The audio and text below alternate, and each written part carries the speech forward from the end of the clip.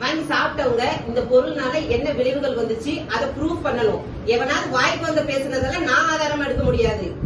எனக்கு 1000 எதிரி இருப்பான், அவன் ஒரு வாய்ப்பு வந்ததெல்லாம் பேசிட்டு இருப்பான், அதெல்லாம் நான் ஆதாரமா எங்க வீட்டுல வந்துட்டு இப்படி சவுண்ட் வைஸா பேசுனா நீங்க அவ்வளவு தப்பு பண்ணிருக்கீங்க. எங்க வீட்டுல வந்து பேசுறாங்க. என்ன பேசுறாங்க பாருங்க. உட்காருங்க. என்ன பண்றீங்க? நானும் பாத்துட்டு இருக்கேன்.